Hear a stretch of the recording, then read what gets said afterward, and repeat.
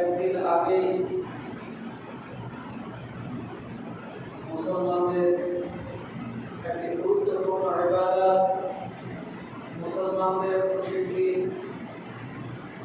ঈদের দিন উদযাপন করার সুযোগ দান করলেন। সেই প্রভুর দরবারে আমরা শুকরিয়া আদায় করি। আলহামদুলিল্লাহ। দরুদ ও সালাম বর্ষিত হোক প্রিয় নবী বিশ্ব নবী মুহাম্মদ রাসূলুল্লাহ সাল্লাল্লাহু আলাইহি ওয়াসাল্লাম। আজকে জুমার মসজিদে উপস্থিত সম্মানিত শ্রোতাবৃন্দ, মুসল্লিয়ান ইকরাম, আমি আপনাদের সামনে সূরা মুদাসসির থেকে একটা আয়াত পাঠ করেছি। এই আয়াতকে সামনে রেখে পরকাল দিবসে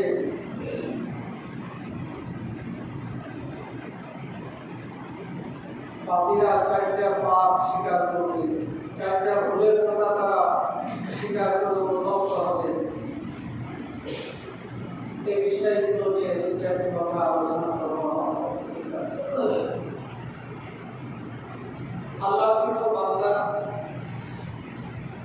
আল্লাহ কিছু বিশ্বাসী বান্দারা সব অবস্থায় চেষ্টা করছেন কিভাবে পরকালকে ভালো করা যায়, কিভাবে আমলের পাল্লাকে ভারী করা যায়। এজন্য তারা আল্লাহর ভয় নিয়ে দুনিয়াতে জীবন পরিচালনা করছেন, আল্লাহর ভয় নিয়ে পাপ থেকে নিজেকে বিরত রাখছেন, আল্লাহর ভয় নিয়ে তারা ভালো কাজে আঞ্জাম দিয়ে আসছেন। কেউ বা মহান আল্লাহ তাআলাকে প্রকাশ্যে ডাকছেন, কেউ বা গোপনে ডাকছেন, কেউ বা প্রকাশ্যে ভালো কাজ করছেন, কেউ বা গোপনে গোপনে করছেন। আমরা যেভাবেই করি না কেন এই কাজগুলো মহান আল্লাহ তাআলা আমাদের জন্য পরকালে জান্নাতে যাওয়ার পাত্রী হিসাবে কয়েক বৃদ্ধি করে আমাদের আমল নামে আদায়।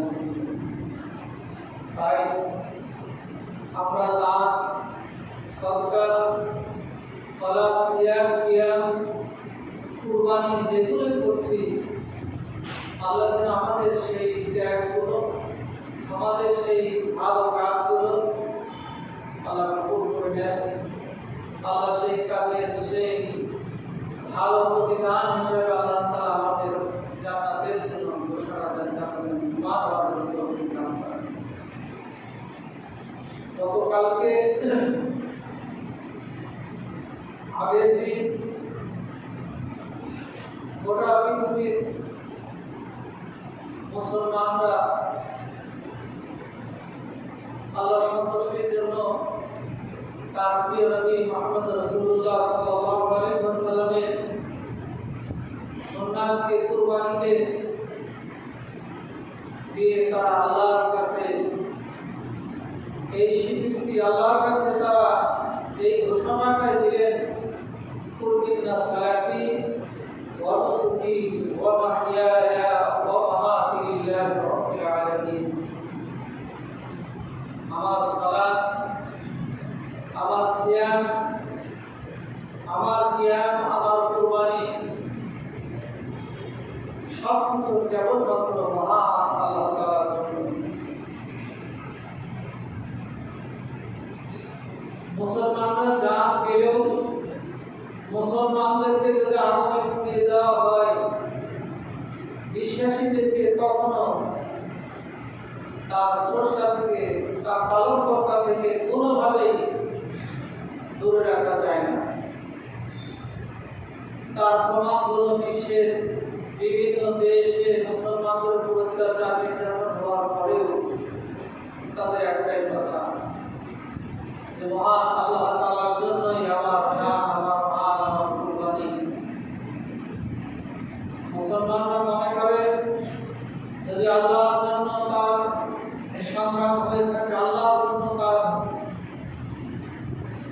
এই কাজটি হয়ে থাকে, এক্ষেত্রে যদি জীবিত থাকি কাজে আর যদি জান মাল সব চলে যায়, আল্লাহ তাকে শহীদের মর্যাদা দান করবে। সে আশা নিয়ে আমরা এই ভালো কাজগুলো করে যাচ্ছি। আল্লাহ যেন আমাদের বাকি জীবনটা ভালো কাজ করে আল্লাহ সন্তুষ্টি যেন অর্জন করতে পারি। ভালো কাজের মাধ্যমে আমরা যেন দিন ইসলামের কাজ করতে পারি।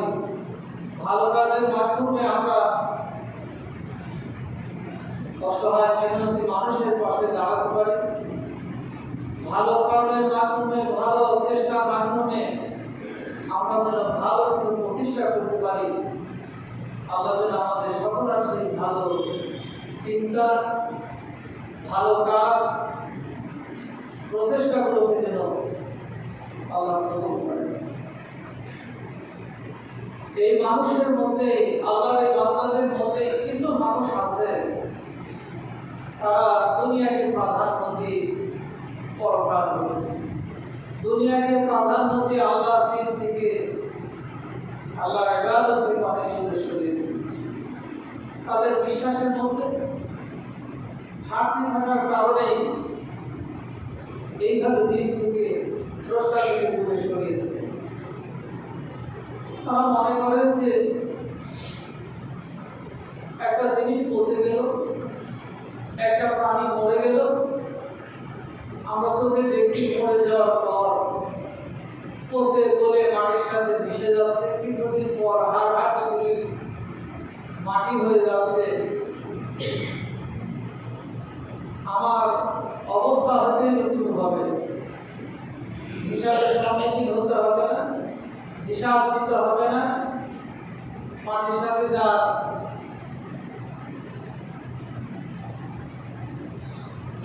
দেহটা মিশে যাবে, সে তার আর কি হিসাব দিতে হবে, তাকে আর কি কৈফিয়ত দিতে হবে। আমার ভাইরা, আল্লাহ রাব্বুল আলামিন সূরা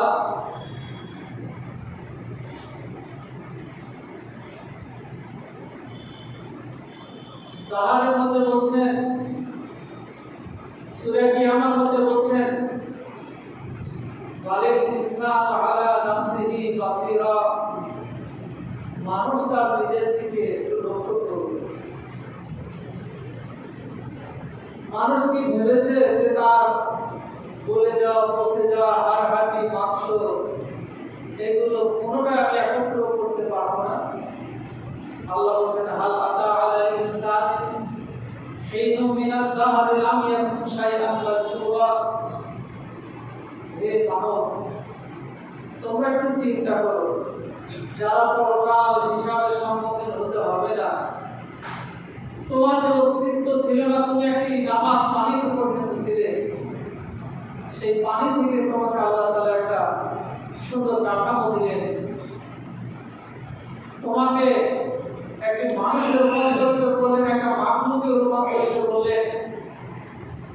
সে আল্লাহ কি তোমার বলে যাওয়া হাড় থেকে পুনরায় তোমার হিসাব দিতে ব্যর্থ হবে? হিসাব দিবেন না, এই চিন্তা তোমরা কি করে করো? এই জন্য আমাদের আশপাশে যে মুশরিকরা আছে, হিন্দুরা আছে, তারা মনে করে যে মরে গেলে আগুন দিয়ে পুড়িয়ে ছাই করে কিছু বাতাসে, কিছু পানিতে, কিছু মাটিতে মিশিয়ে দিলে বিভিন্ন জায়গায় মিশে যাওয়া সেই দেহের পুরো ছাইগুলো একত্র আল্লাহ করতে পারবেন। আমার ভাইরা, বুখারী শরীফের একটা হাদিস, এক ব্যক্তি তার সন্তানদের ওসিয়ত করলেন যে আমি দেখি যে মুশরিকরা তারা আপনজনদেরকে পুড়িয়ে ছাই করে দেয়, ওদের দ্বারা একত্র করতে পারবে না। ওই বিশ্বাসের তারা তাদের লাশগুলো পুড়িয়ে দেয়, যার কোনোদিন হিসাব দিতে হবে না, যার কোনো দুনিয়াতে কষ্ট দুঃখ শান্তি সুখ সব শেষ, এখানেই শেষ। এরপর রোগটা পুকুরের মধ্যে কোনো প্রাণীর মধ্যে আল্লাহ প্রবেশ করাবেন, কিছুদিন বাড়িতে রোজ যাতায়াত করবে,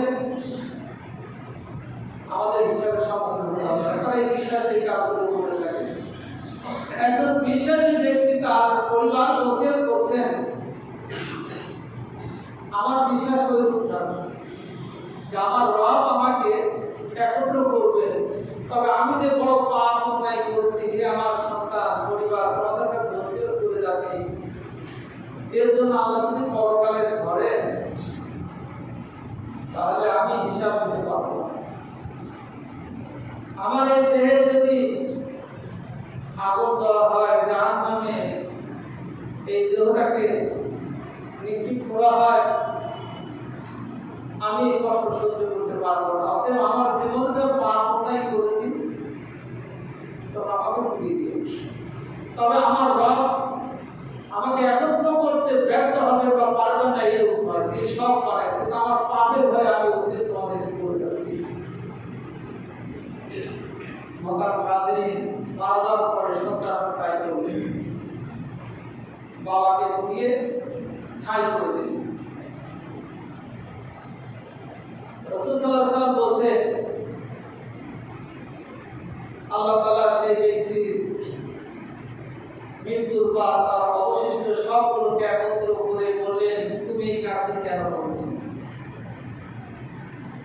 তিনি বলেন, হে আল্লাহ, জীবনে যা পাপ করেছি, অন্যায় করেছি, এর জন্য যদি তুমি আমাকে শাস্তির সম্মুখীন করো, আমি শাস্তি সহ্য করতে পারবো না, এই ভয়ে আমি ওসিয়তটা করেছিলাম। তো আমি যেটা করতে পারি, আমি যে কাউকে মুক্তি দিতে পারি, ইয়াগফিরু লিমান ইয়াশা ওয়া ইউআযযিবু মান ইয়াশা, আমি যাকে ইচ্ছা শাস্তি দিব, যাকে ইচ্ছা আমি মুক্তি দিয়ে দিব, এই বিশ্বাস তো আমার মধ্যে আছে। হে আল্লাহ, পূর্ণ আছে বিশ্বাস। এরপর আপনি যে কিয়ামতের দিন পাহাড় ধারণ করবেন, যে কারো প্রতি বিন্দু পরিমাণ দয়া প্রদর্শন করবেন না, পাপীদের প্রতি তিনি কোনো প্রকার নরম হবেন না। হে আল্লাহ, আমি পাপী, আমার পরকালে এই শাস্তি, এই অবস্থা হবে, এই ভয়ে আমি কাজটি করেছি। আল্লাহ রাসূল বলেছেন, আল্লাহ তাআলা তার বিশ্বাস থাকার কারণে, আল্লাহর প্রতি বিশ্বাসের পূর্ণতা থাকার কারণে রাসূল বলেছেন আল্লাহ তাআলা তাকে ক্ষমা করে দিলেন। আমার ভাইরা, যাদের বিশ্বাস আছে আশা নিয়ে চেষ্টা করে ভালো কাজ করার চেষ্টা করছি, এরপরেও যদি আল্লাহ ভুল ত্রুটি ধরে বসেন, অন্যায় যদি আমার অজান্তে কোনো চাপের মুখে বা কোনো অবস্থাতে আমার দ্বারা অনিচ্ছাকৃত ভাবে কিছু ঘটে যায়, আমার আপনার রব বলছে লা তাকনাতু মির রাহমাতিল্লাহ, তোমরা আমার দয়া থেকে, তোমরা আমার রহম থেকে, করুণা থেকে তোমরা নিরাশ হও না। এই জন্য আল্লাহ রাব্বুল আলামিন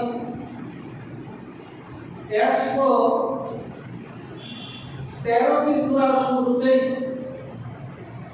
বিসমিল্লাহ ব্যবহার করেছেন, সেখানে রহমান আর রহিম শব্দটা ব্যবহার করেছেন।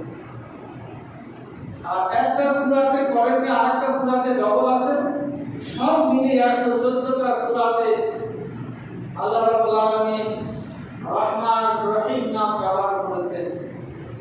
তিনি আদর করে, যত্ন করে, শ্রেষ্ঠ করে এই মানুষগুলোকে সৃষ্টি করেছেন, সৃষ্টির সেরা মাখলুক, যাকে সৃষ্টি করার আগে ফেরেশতারা আল্লাহর কাছে প্রশ্ন করেছিলেন, এরা দুনিয়াতে উঠলে আপনার মাখলুকের মতো দুনিয়াতে ফাসাদ সৃষ্টি করবে, দুনিয়াতে তারা অশান্তি সৃষ্টি করবে, দুনিয়াতে তারা আপনাকে ভুলে যাবে।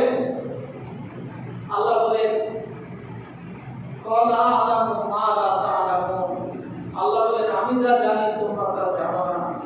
আল্লাহ তাদের কে বললেন আমার এই সৃষ্টির মাখলুক ভুল করবে, অন্যায় করবে, তাদের ভিতরে ভয় থাকবে, আমি আল্লাহ তাদেরকে ক্ষমা করব।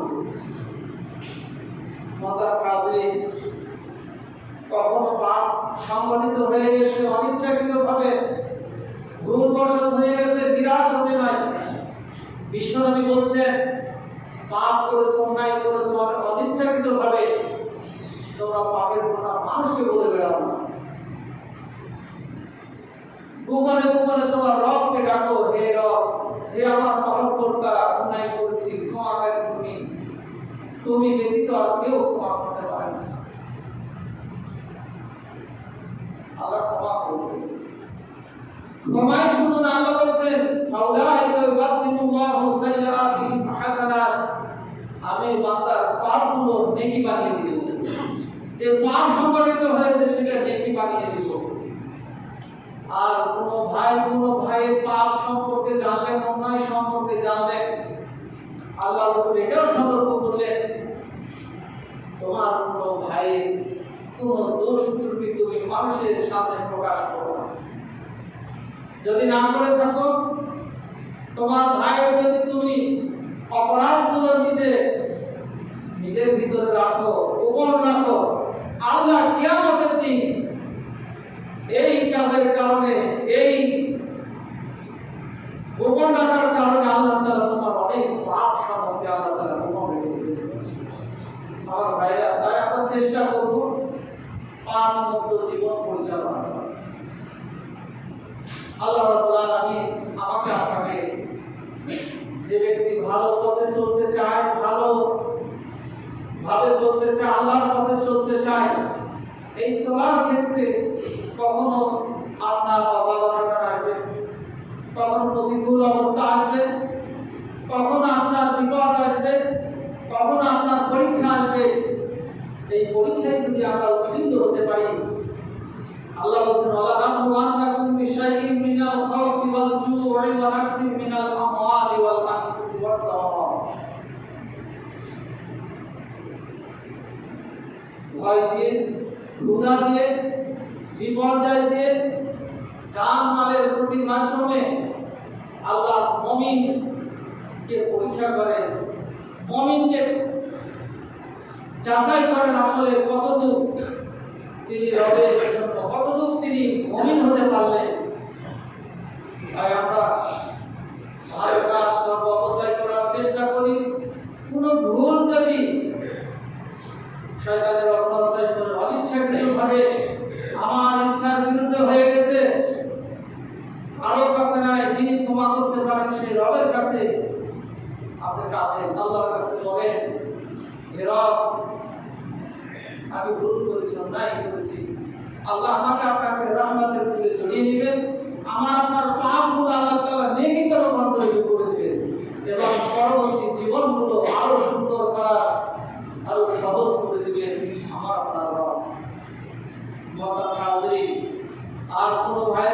যদি আমার কাছে কোনো ভাইয়ের ব্যাপারে জানা থাকে, প্রকাশ না করে আমরা চেষ্টা করব সেই ভাইকে ছোট না করা, সেই ভাইয়ের বিষয়টা মানুষের কাছে বলে তুচ্ছ তাচ্ছিল্য করা। আমার ভাইরা, আল্লাহ তাআলা আমার আপনার মরকালের পৃথিবীগুলো গোপন রাখবেন। এছাড়াও যদি আমার আপনার আল্লাহ রাসূল বলছেন, একজন মানুষ আরেকজন মানুষের পাশে বসবাস করে, সেটা ভাই হোক, প্রতিবেশী হোক, আত্মীয় হোক, বিশ্বনবী বলছেন তোমরা কোনো ভাইয়ের সাথে 3 দিনের বেশি কথা বন্ধ রাখবে না।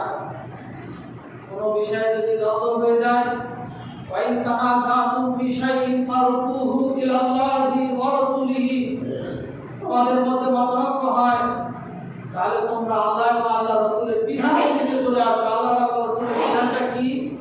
রাসূল বলেন তোমরা তোমাদের বিবাদটা 3 দিনের বেশি লম্বা করো না, 3 দিনের বেশি তোমরা অতিবাহিত করো না। 3 দিনের মধ্যে ভাই ভাই, প্রতিবেশী প্রতিবেশী, আত্মীয় আত্মীয়র সাথে কথা বলে হোক, সালাম মুসাফা করে হোক, দেখা সাক্ষাৎ করে হোক, এই বিবাদ যদি কোনো ব্যক্তি মিটিয়ে দেয়, আল্লাহ রাসূল বলেছেন কিয়ামতের দিন আল্লাহ তাআলা তার সম্মান মর্যাদা বাড়িয়ে দেবেন। বলুন সুবহানাল্লাহ। আর কোনো ব্যক্তি যদি বিবাদ মিটানো না, অথবা তার মধ্যে বিবাদ মিটানোর পরেও রাগ নিয়ে জীবন অতিবাহিত করবে, আল্লাহ রাসূল বলেছেন কিয়ামতের দিন সেই ব্যক্তি সবচেয়ে বড় কৃতিত্ব হবে আল্লাহর কাছে, সে পবিত্র হবে। তাই আমরা সব সময় পরকালের প্রস্তুতি, সব সময় আমরা ভালো মানুষ কিভাবে হওয়া যায়, রাসূলের বিধানের দিকে কিভাবে আসা যায়, আল্লাহ রাসূলের বিধান অনুযায়ী আমার জীবন, আমার আমল, আমার কর্ম, চিন্তা ফিকির করা যায়, এটাকে আমাকে আপনাকে প্রাধান্য দিতে হবে। তাহলে আমরা আপনার প্রকৃত মুমিন হতে পারবো, সৃষ্টির সেরা মানুষ হতে পারবো, আল্লাহর প্রিয় বান্দা হতে পারবো। এই মানুষের মধ্যে যারা আল্লাহকে ভুলে আল্লাহর ইবাদত থেকে দূরে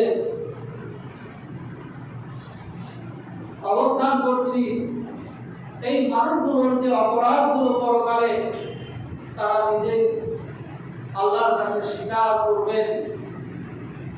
কিয়ামতের দিন ভালো মানুষগুলো, ভালো আমলদার বান্দারা জান্নাতে যাবে, জান্নাতের স্লোগান দিতে থাকবে। এই মানুষগুলো জান্নাতের নাজ নিয়ামতগুলো ভক্ষণ করতে থাকবে। সূরা আরাফের মধ্যে বলা হচ্ছে এই মানুষগুলোকে জান্নাতের নিয়ামতগুলো দেওয়া হবে, জান্নাতের শরাব দেওয়া হবে, জান্নাতি ফল দেওয়া হবে, তারা সেগুলো খেতে থাকবে। আর আল্লাহ বলেন যে তাদের ওই আশপাশে যে মানুষগুলো একই সাথে ব্যবসা করতো, একই সাথে চলতো, একই সাথে বসবাস করতো, কিন্তু অন্য লাইনে চলতো, দুনিয়ার জীবনটাকে প্রাধান্য দিয়েছিল। এক ভাই, 2 ভাই ব্যবসা করতো, এক ভাইয়ের অর্থ সম্পদ নিজে ভোগ করতো, দ্বীন ইসলামের জন্য, অসহায় মানুষের জন্য, সমাজের উন্নয়নের জন্য ব্যয় করতো, আরেকজন সেগুলো গচ্ছিত রাখতো, আমোদ প্রমোদ অন্যায়ের কাজে, খারাপ কাজে ব্যয় করতো। কিয়ামতের দিন সেই জান্নাতি মানুষ বলবে, হে আল্লাহ, আমার একজন পার্টনার ছিল, আমার একজন ভাই ছিল, একসাথে ব্যবসা করতাম, ওকে তো আর জান্নাতে দেখছি না, তাকে আমার পাশে দেখছি না, আমার দৃষ্টিতে পড়ছে না। আল্লাহ বলবেন, তুমি কি তোমার সেই পার্টনারকে দেখতে চাও? তোমার সেই প্রতিবেশী, তোমার সেই ভাইকে তুমি দেখতে চাও যার সাথে তুমি ব্যবসা করেছিলে? আল্লাহ ওই ব্যক্তিকে বলবেন, হে আল্লাহ, আমি দেখতে চাই। আল্লাহ বলবেন, তুমি তোমার দৃষ্টিটা ডান দিকে ফিরাও। সূরা সাফাতের মধ্যে আল্লাহ বলছেন, যখন সে ডান দিকে ফিরাবে, তার ওই ভালো মানুষগুলো, ওই বন্ধুগুলো জান্নাতের মধ্যে আরাম আয়েশে আছেন দেখবেন, বলে বাম দিকে ফিরাও। বাম দিকে তাকিয়ে তার ওই পার্টনারকে, সেই বন্ধুকে দেখে সে চিৎকার করবে, হে আল্লাহ, তার অবস্থা এটা কেমন? জাহান্নামে আগুনে পুড়ছে, চিৎকার করছে, পাহাড় পাথর মেরে তার মাথাগুলো পুড়িয়ে দেওয়া হচ্ছে। হে আল্লাহ, তার অপরাধ। আল্লাহ বলেন, মা সালাকাকুম ফি সাকার। হে আল্লাহ, তার জাহান্নামে যাওয়া, তার জাহান্নামে যার অপরাধটা কি ছিল? মা সালাকাকুম ফি সাকার। এই সাকারে যাওয়া তার অপরাধটা কি? আল্লাহ বলে, তাকে জিজ্ঞেস করো। তাকে জিজ্ঞাসা করা হবে, বলবে ওয়াহু লাম নাকু মিনাল মুসাল্লিন। ভাই, আমার দুনিয়ার জীবনে যেটা ভুল বড় ছিল, লাম নাকু মিনাল মুসাল্লিন, দুনিয়ার জীবনে আমি মুসল্লি ছিলাম না, নামাজি ছিলাম না। প্রথম অপরাধ দেবে। নামাজের সময় হয়ে গেলে আমার এই বন্ধু ব্যবসা রেখে, কর্ম রেখে সালাত আদায় করতো, আর আমি ব্যবসা নিয়ে নামাজটা ত্যাগ করেছিলাম, নামাজ আদায় করি নাই। ওই সময়টুকু বেশি উপার্জন করব, ওই সময়টুকু নষ্ট করব না, বেশি সম্পদের মালিক হব। এমনকি তার চিন্তা ফিকির ছিল, যারা মসজিদে যায়, মুসল্লি হয়, ইবাদতে যায়, তার গা জ্বালা করবে। অনেক মানুষ আছে, কোন মানুষের জীবনের প্রথম দিকে তিনি বুঝ আসে নাই, দিনের বুঝ না থাকার কারণে তার চলন এলোমেলো ছিল। হেদায়েত পেয়েছেন, তওবা করে দিনের দিকে এসেছেন, নামাজে রয়েছেন, টুপি মাথায় দিয়ে মসজিদে আছেন, দাঁড়িয়ে রেখেছেন, তাকে নিয়ে টিটকারি করত। নিজে সালাত আদায় করতো না, নিজে মুসল্লি ছিল না, অপরে কেউ আসলে এটা নিয়েও সে সমালোচনা করত। ক্বালু লাম নাকু মিনাল মুসাল্লিন। ভাই, দুনিয়ার জীবনে আমি নামাজ আদায় করি নাই, এই কারণে আল্লাহ রাব্বুল আলামিন আমাকে প্রথম অপরাধী হিসেবে চিহ্নিত করেছেন। মুহতারাম হাজিরিন, আল্লাহ রাসূল বলেন, আউয়ালু মা ইউহাসাবু ইয়াউমাল কিয়ামাতি আস-সালাত। কিয়ামতের দিন বান্দার সর্বপ্রথম নামাজের হিসাবটা দেওয়া হবে। যে ব্যক্তি নামাজের হিসাবে পার পেয়ে যাবে, তারপর বাকি পর্যায়ক্রমে তার দান, সদকা, কুরবানি, ভালো কর্ম আল্লাহ তাআলা। তাই আমার আপনার উচিত হবে সালাত যথাসময়ে আদায় করব, মুসল্লি হব, আল্লাহর ঘরের মেহমানে আমরা অন্তর্ভুক্ত হব। তাহলে সেই মানুষ সফল হবে, সেই আল্লাহর বান্দা কিয়ামতের দিন সম্মানিত হবে।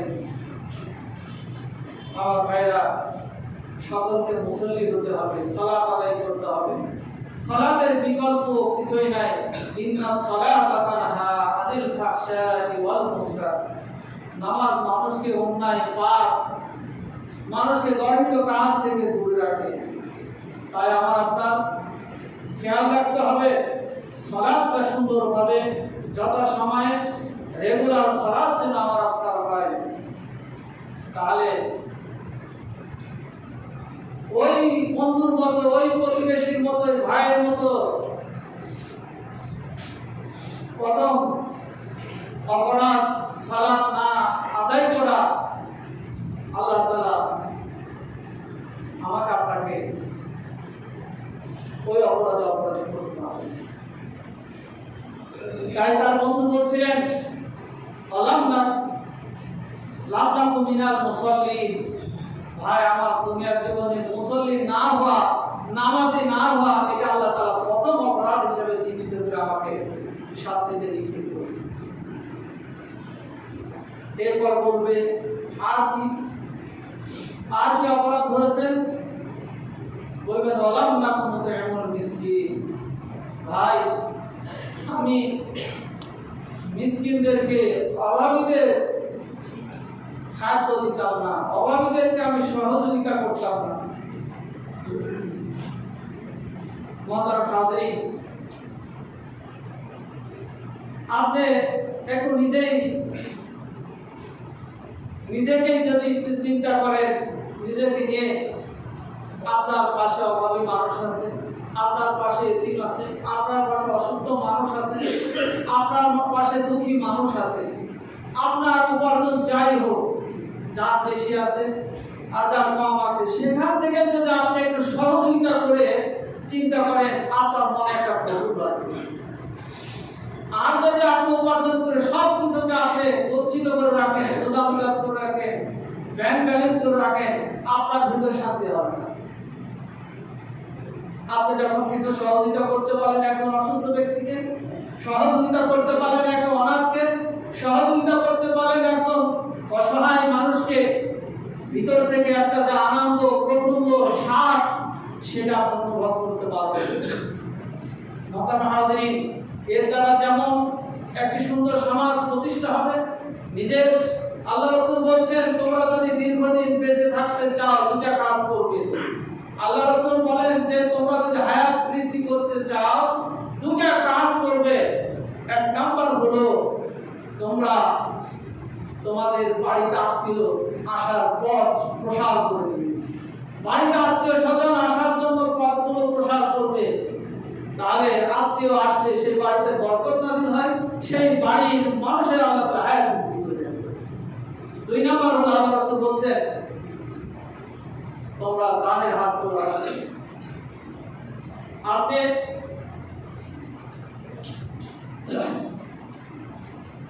আপনার পাশে অবস্থানরত অথবা আপনার আত্মীয় স্বজন বা যেই মানুষগুলো আসলে প্রকৃত অসহায়, সেই মানুষকে চিহ্নিত করে আপনি দানের হাত বাড়িয়ে রাখেন। যতটুকু পারেন, 500 টাকা পারেননি, 5 টাকা পেয়েছেন, সেটাও যদি না পারেন একটু মিষ্টি কথা বললেন, ভালো ব্যবহার দেখালেন, আল্লাহ রাসূল বলেন আল্লাহ তাআলা তোমার হায়াত বৃদ্ধি করবে। আমার ভাইরা, রাসূল সাল্লাল্লাহু আলাইহি ওয়াসাল্লাম আমাকে আপনাকে শিক্ষা দিয়েছেন। মক্কা থেকে মদিনায় 622 খ্রিস্টাব্দে হিজরত করে মদিনার যে অভাবী মানুষ ছিলেন, মদিনার যেগুলো ভোগা মানুষ ছিলেন, বিশ্বনবী বললেন যারা বিত্তবান, যারা শক্তি রাখো, তোমাদের সে অভাবী ভাইদের পাশে দাঁড়িয়ে যাও, তাদের সহযোগিতা করো। আল্লাহ রাসূলের সেই উপদেশ তারা অনুসরণ করে সেই মদিনাকে একটি সোনার মদিনায় রূপান্তরিত করেছিলেন। সেই মানুষগুলো তাদের শত্রু না হয়ে মিত্র পরিণত হয়েছিলেন। আসি আল্লাহ আমাদের সকলের যে ভালো কাজ করে আমরা যেন ওই অপরাধীর দ্বিতীয় অপরাধ, এই অপরাধী থেকে যেন আমরা মুক্তি পাই। আমরা যদি কিয়ামতের দিন আল্লাহ আমাদেরকে এই অপরাধে না ধরেন যে তুমি সহযোগিতা করো নাই, অলাম তাকুতিল মুসলিমিন, তুমি অভাবীদের খাদ্য দাও নাই, সহযোগিতা করো নাই, আমরা সেখান থেকে মুক্তি পাবো ইনশাআল্লাহ। আর 3 নম্বর বলছেন এরপর তোমার কি অপরাধ ধরা হলো, কি অপরাধে অপরাধী করা হলো, অকুনা নাকুল মাল খাওয়াইদি, বলেন ভাই আমার তৃতীয় অপরাধ ধরা হলো যারা সমালোচনা করত, যারা গীবত করত, মানুষের ছিদ্র অনুসরণ করত, যারা মানুষের সব সময় বিপদে ফেলার প্রতি আগ্রহ, ওই মানুষগুলোর সাথে আমি সময় কাটাতাম। আমার ভাইরা, এই মানুষগুলো সমাজের বড় ব্যাধি। মানুষের ছোট বড় দোষ থাক আর না থাক, ছিদ্র অন্বেষণ করতে থাকে, এই মানুষগুলোকে তুচ্ছ তাচ্ছিল্য করে, এই মানুষগুলোর পিছনে সব সময় তার মেধা কাটাতে থাকে। এই ব্যাধিটা সেটা গ্রামে হোক শহরে হোক সব জায়গায় ছড়িয়ে পড়ছে। সমালোচনা মুক্ত মেধা করতে হবে, সমালোচনা মুক্ত সময় করতে হবে, সমালোচনা মুক্ত জীবন করতে হবে, সমাজ করতে হবে। প্রতিবেশী সমালোচনা বাদ দিতে হবে, ভাই ভাইয়ের সমালোচনা বাদ দিতে হবে, মুসল্লিদের সমালোচনা বাদ দিতে হবে, শিক্ষকদের সমালোচনা বাদ দিতে হবে। আমরা সকল মুসলিম ভাই, আমরা সকলে মুসলিম, একজন আরেকজন ছিদ্র তার ত্রুটিগুলোকে আমরা গোপন রাখবো এবং ভালো মানুষগুলোকে সঙ্গী হিসাবে বেছে দিতে হবে। সৎসঙ্গ স্বর্গবাস, অসৎসঙ্গ স্বর্গরাজ। আপনি ওইরকম অসৎ সঙ্গের সাথে ঘুরবেন, আপনার আর্থিকভাবে পঙ্গু করে দিবেন, আপনাকে খারাপ পথে নিয়ে যাবে, জীবন যৌবন পরিবার সব নষ্ট করে ফেলবে। তাই আসি আমরা ওই রসুলের আল্লাহর আয়াত যে জাহান্নামীরা 3 নম্বর যে অপরাধ স্বীকার করবে যে আমরা সমালোচনাকারী খারাপ মানুষগুলোর সাথে আমরা সঙ্গ দিতাম। এরপর বলবে এর অপরাধটা কি?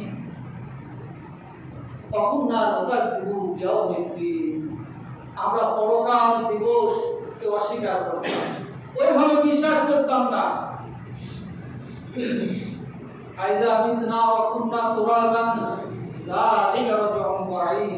আমাদের বিশ্বাসটা ছিল মরে যাব, পচে যাব, হাড়হাড়ি তুমি গলে যাবে, আমাকে কি আর হিসাবের সম্মুখীন করবে? আমার ভাইরা, পরকাল আছে, হিসাব দিতে হবে। আপনি যেই কর্ম করছেন, যেইভাবে চলছেন, যা করছেন, একদিন হিসাবে সম্মুখীন হতেই হবে।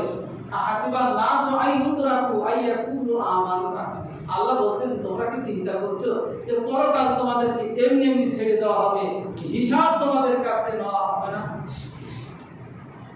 আমাদের সকলকে হিসাব দিতে হবে, পুঙ্খানুপুঙ্খানু হিসাব দিতে হবে। তাই এই 4টা অপরাধ পরকালে অপরাধীরা স্বীকার করবে। আল্লাহ 4টা অপরাধীকে জাহান্নামে নিক্ষেপ করবেন। তাই আমরা সুন্দর জীবন করি, সালাত আদায় করি, আমরা অভাবী অসহায় মানুষদের পাশে দাঁড়াই, আমরা খারাপ মানুষ থেকে, সমালোচনাকারীদের থেকে দূরে থাকি। সমালোচনাকারী আমরা সমাজ প্রতিষ্ঠা করি, আর পরকাল দিবসের প্রতি পূর্ণ বিশ্বাস থেকে আমরা জীবনের বাকি ধাপগুলো আমরা বাড়াতে থাকি। তাহলে আমার আপনার পথ সুন্দর হবে, আমার আপনার পরকাল ভালো হবে, জান্নাতি মানুষ হতে পারবো। মহান আল্লাহ তাআলার কাছে প্রার্থনা জানাই যে আল্লাহ আমাদের বাকি জীবন যেন সুন্দর জীবন, আপনার এবং রাসূলের দেখানো পথ অনুসরণ করে জীবনের সমাপ্তি ঘটাতে পারি। আল্লাহ আমাদেরকে যেন সেই তৌফিক দান করে। মহান আল্লাহ তাআলার কাছে সে প্রার্থনা মোনাজাত রেখে খুতবা শেষ করছি। বারাকাল্লাহু লানা ওয়া লাকুম ফিল কুরআনিল আযীম।